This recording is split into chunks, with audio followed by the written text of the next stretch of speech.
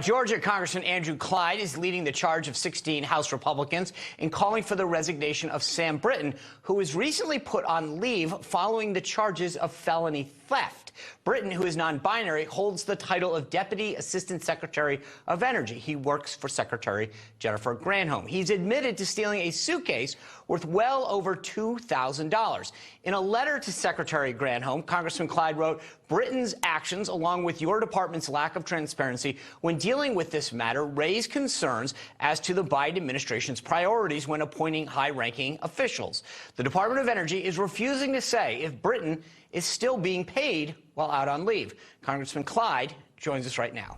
Congressman, you have demanded full transparency and response, as you put in your letter, by no later than December 20th. So first, I want to ask you, what happens if that deadline passes and you haven't gotten a response? And second, walk us through kind of what troubles you about this. In other words, you have an official, they're charged with something, and it seems like people are saying we should rush and this person should be fired. Is that a fair assessment?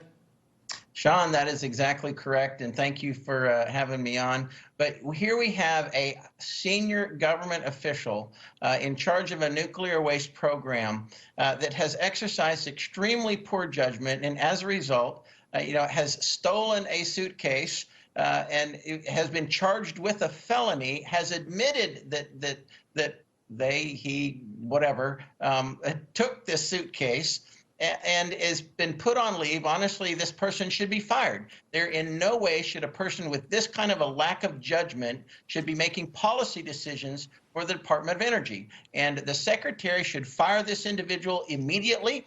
And I fully expect an answer to our letter, because this is inexcusable conduct. It just shows another soft-on crime. The policies of the Democrat administration, they have no respect for the law. Congressman, your letter was co-signed by 15 other House Republicans, as Sean said. But outside of those 15, is there support within the party for Brinton's resignation?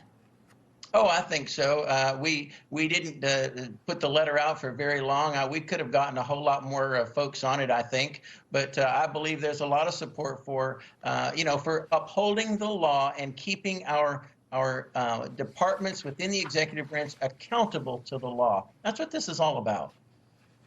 So what is it? I mean, you say December 20th.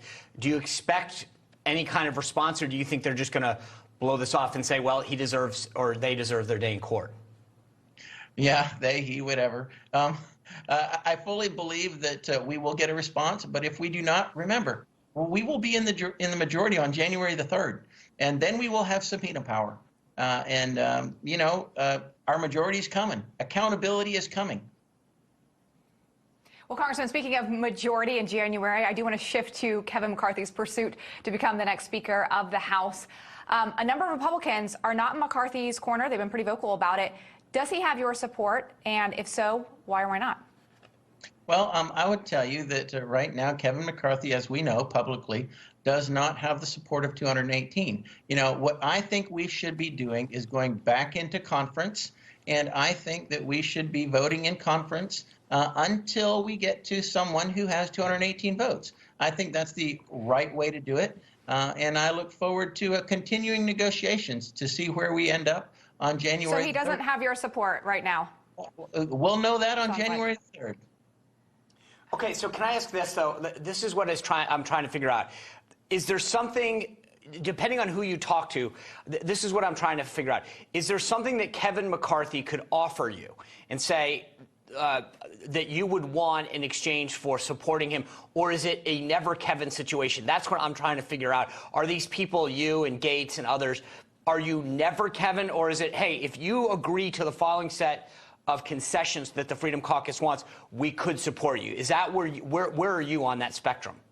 Well, this is not really a Freedom Caucus thing. This is a conservative thing. And, we're demanding accountability. One of the issues that we have is the issue of vacate the chair, which is the way that those who elect the speaker keep the speaker accountable. And if the speaker is not accountable to those of us who elect him, then the speaker is not accountable to our constituents who elect us. So, it doesn't matter what additional rules you have. If you don't have accountability from the speaker, then you really have nothing. And so, okay, that's so one of if he gave you that, I guess what I'm trying to figure out, Congressman, this is what is it if whatever concessions you want, the vacate the chair position in the rules package, if he were to give you all of that, would you then support him, or are you particularly in a position where you're saying, I can't ever vote for him, or are you willing to do it if he would acquiesce to some of those concerns you have? Well, I have never said I will never vote for him. Okay. What I have said is that there are things that we as members demand of our speaker. Our speaker works for members. Members don't work for our speaker. It's just like I work for my constituents. My constituents don't work for me. And so there's an accountability thing there that has to be fixed. And we are not going to accept Nancy Pelosi's rules in our Republican majority.